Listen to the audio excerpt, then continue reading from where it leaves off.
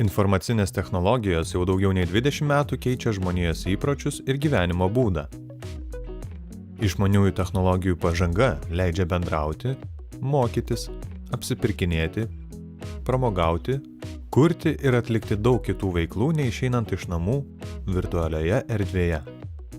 Todėl vis daugiau laiko praleidžiame prie kompiuterių, televizorių, telefonų, planšečių ir kitų ekranų. Pasikalbėkime, kaip atsakingai ir saugiai naudotis šiuolaikinėmis informacinėmis technologijomis. Gal skaičiavai, kiek vidutiniškai laiko praleidi prie ekranų per dieną?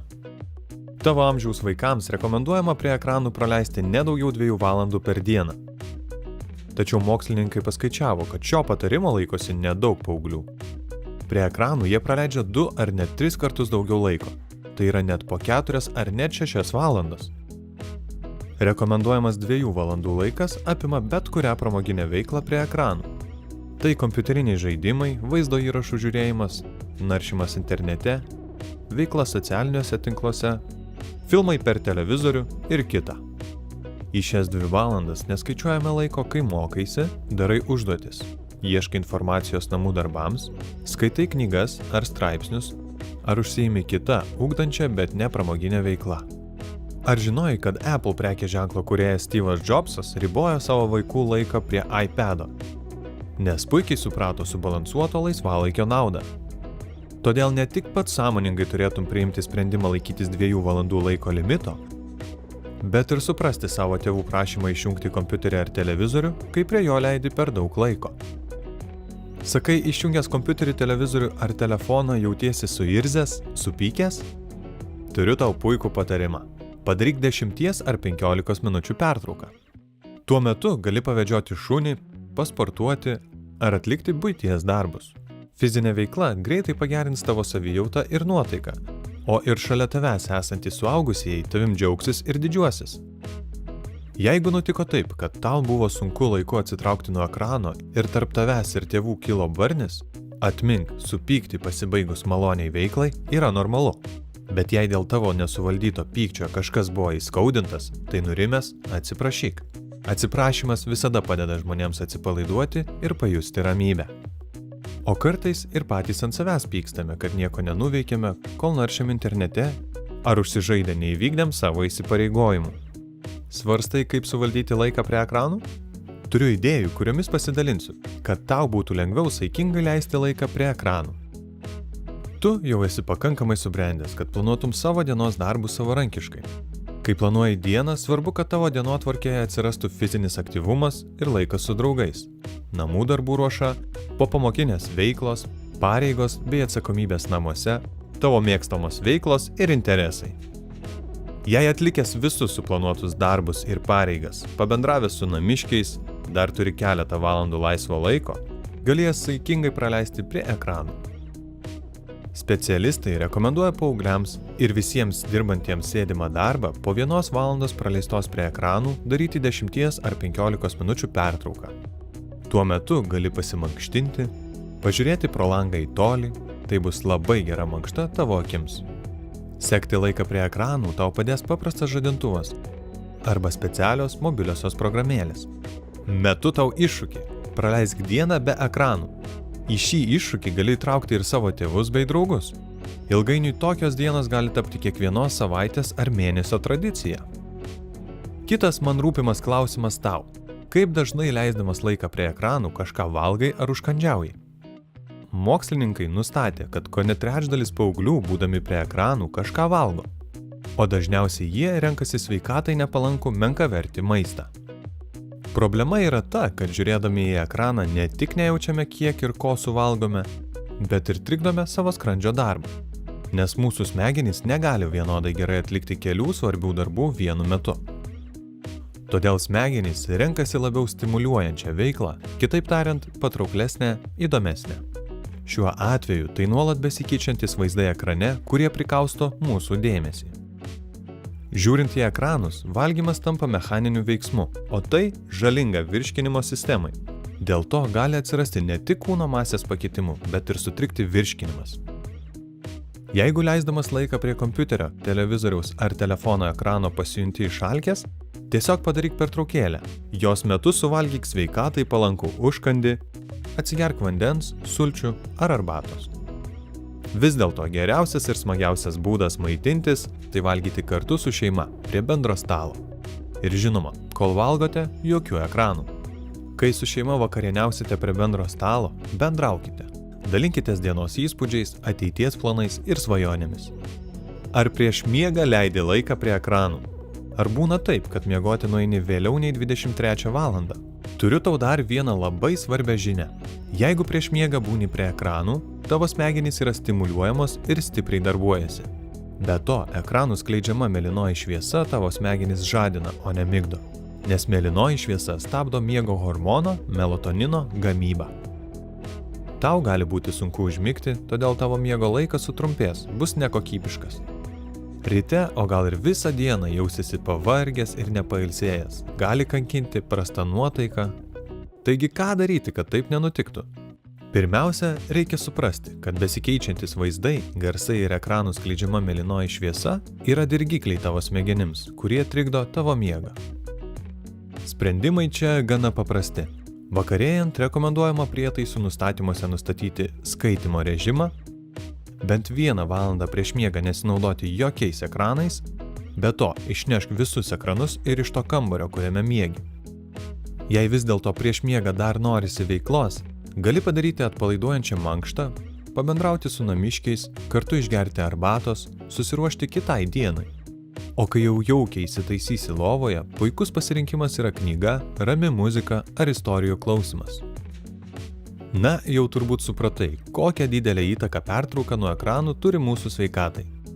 Padarykime pertrauką ir mes. Tam, kad išsijudintum, parodysiu kelis mankštos pratimus, kuriuos gali atlikti net dabar. Naudojantis informacinėmis technologijomis, dažnai įdarbiname savo rankas, tad pradėkime nuo pirštų, riešų ir alkūnių mankštos. Taigi pirmiausia pramankštink nykščius. Sukamaisiais judesiais gali pramankštinti riešus ir likusią rankos dalį. Toliau pramankštink kaklą, tai itin svarbu tavo besiformuojančiai laikysenai ir sveikam stuburui. Taigi, sukam į vieną pusę ir į kitą pusę. Reguliariai mankštindamasis ir taisyklingai sėdėdamas turėtum išvengti internautų vadinamo nerd neck, priekinės galvos laikysenos vystymosi. O labiausiai dėl netaisyklingo sėdėjimo kenčia 3. ir 4. stuburo slanksteliai. Šiuo atveju gelbėja reguliarūs nugaros tempimo pratimai. O dabar padarykime akių pratimus, akių nuovargiui pašalinti. Nukreipk akis nuo ekrano, žiūrėk į tolį ir ramiai kvėpuok. 10-15 kartų nestipriai pamirksėk, užsimerk ir nepasukdamas galvos, skaičiuodamas nuo 1 iki 4, užsimerkęs žiūrėk į kairę. 1, 2, 3, 4. Užsimerkęs pažiūrėk į dešinę. 1, 2, 3, 4. Skaičiuodamas nuo 1 iki 6, užsimerkęs žiūrėk tiesiai. 1, 2, 3, 4, 5, 6. Skaičiuodamas nuo 1 iki 4, užsimerkęs žiūrėk į viršų. 1, 2, 3, 4. Ir užsimerkęs pažiūrėk į apačią. 1, 2, 3, 4. Dar kartą užsimerkęs žiūrėk tiesiai. 1, 2, 3, 4, 5, 6. Pratimą kartok 4-5 kartus. Kitas pratimas. Skaičiuodamas nuo 1 iki 4, žiūrėk į savo rodomąjį pirštą, ištiesta 25-30 cm atstumu nuo akių. 1, 2, 3, 4. Skaičiuodamas nuo 1 iki 6, žiūrėk į tolį. 1, 2, 3, 4, 5, 6. Tada vėl 4 sekundės pažiūrėk į pirštą ir vėl 6 sekundės žiūrėk į tolį. Pratimą kartok 4-5 kartus. Po mankštos svarbiausia grįžti į tinkamą sėdėjimo poziciją, tiek prie kompiuterio, tiek prie televizoriaus ar telefono ekranų. Tai yra tiesia nugara, į priekį neišstumta ir nenulenkta galva, į ekraną žiūrėti mažiausiai per rankos atstumą, kojos pilna pėda padėtos ant žemės, ant stalo alkūnės laikyk 90 laipsnių kampu. Atlikome trumputę, bet mums visiems labai naudingą mankštą. Pasiruošę sužinoti daugiau? Dabar galvoju, ar susinervinęs, supykęs, kai būna liūdna, nuobodu, tu taip pat kaip ir aš jautiesi vienišas arba vieniša? O tave nuramina ir nuotaiką pakelia naršymas internete, kompiuteriniai žaidimai ar kita veikla prie ekranų. Dėl šių ir kitų priežasčių gali jausti didelį potraukį būti visada prisijungęs prie tinklo.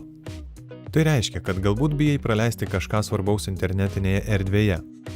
Naujo vaizdo įrašo, naujos draugų nuotraukos, žaidimo atnaujinimo ar bet kokios kitos naujienos. O galbūt taip bėgi nuo realybės, kurioje susiduri su sudėtingomis situacijomis, nemaloniais išgyvenimais. Jeigu jauti ką nors panašaus ir susiduri su sunkumais, kuriuos tau vienam išspręsti yra per sunku, tai jau yra ženklas, kad tau reikia pasikalbėti su patikimu žmogumi. Tėvais, klasės auklėtojų, psichologu ar kitu žmogumi, kuriuo pasitiki. Nuoširdus pokalbis padės tau pasijausti geriau ir atrasti išeitis. Kol įsidrasinsi su kuo nors pasikalbėti, tavo savijautą ir susikaupusius neigiamus jausmus gali palengvinti sportas ar fizinė veikla. Prieš susikuriant profilį socialiniuose tinkluose, taip pat skatinu pasikalbėti su patikimu suaugusiu išmanančiu saugumą internete.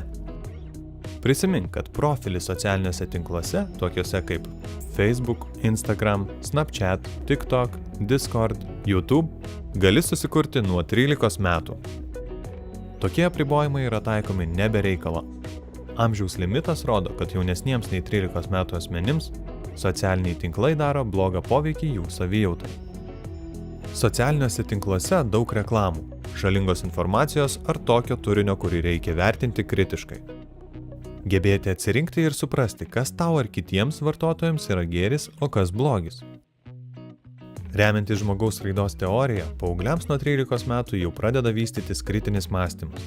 Ir tikima, kad jie jau gali atsakingai ir kritiškai vertinti socialinių tinklų turinį. Turi atsakomybės jausmą ir gali atsirinkti, kas jiems tinka, o kas ne. Jei tau 13 metų, tikiu, kad tu sugebėjai atsirinkti. Pavyzdžiui, makiažas, nuotraukų redagavimas, tinkamo kampo pasirinkimas gali stipriai pakeisti žmogaus atvaizdą internetinėje erdvėje. Tačiau realybėje netgi žymūs žmonės turi įvairių kompleksų ir kasdienių rūpesčių. Todėl Instagram socialinis tinklas pašalino visus nuotraukų redagavimo filtrus, kurių rezultatai buvo panašus į kosmetinės operacijas. Instagram atstovai patikino, kad tai sumenkindavo programėlės naudotojų savivertę. Internetinėje erdvėje, kaip ir realiame gyvenime, yra svarbu laikytis taisyklių, įstatymų ir elgtis pagarbiai. Čia galioja auksinė taisyklė. To, ko nedarome realybėje, nedarome ir internetinėje erdvėje. Pavyzdžiui, jei šeimoje, klasėje esi mandagus ir gerbintis kitą, tai ir virtualioje erdvėje nesityčiok iš jokio žmogaus, net jei ir susipykote. O pamatęs įžeidžiantį komentarą, anonimiškai pranešk apie jį svetainės administratoriams. Socialiniuose tinkluose tai gali padaryti paspaudęs ant įrašo meniu esančio žodžio pranešti arba angliškai report. Bet kokių, net ir virtualių patyčių ignoravimas reiškia, kad esi pasyvus patyčių stebėtojas, o įsitraukęs pats tampi bendrininku. Susipažink su situacija, kuri nutiko Agnei. Ant Vilmos supykusi Agnė socialinių tinklų profiliuose pradėjo rašyti negražius komentarus. Agnė netgi paskatino savo draugus rašyti negražius komentarus po Vilmos nuotraukomis. Po kelių mėnesių patyčios liovėsi. Tačiau po metų Agnė sugalvojo prisijungti prie savanoriškos veiklos ir padėti vaikams iš vaikų globos namų. Agnė nebuvo priimta į savanoriškos veiklos programos vykdymą, nes programos organizatoriai aptiko, kad Agnė socialiniuose tinkluose tyčiojasi iš kitų vaikų. Ko galime pasimokyti iš šios situacijos? Virtualioje erdvėje neplatink savo ar kitų asmenų kompromituojančių nuotraukų ar vaizdo įrašų. Taip pat nekelk ir nerašyk tokio turinio, kuris kada nors ateityje gali atsisukti prieš tave. Tai svarbu, nes jau dabar apie 60% darbdavių, prieš priimdami į darbą darbuotoją, pažiūri jo veiklą internetinėje erdvėje.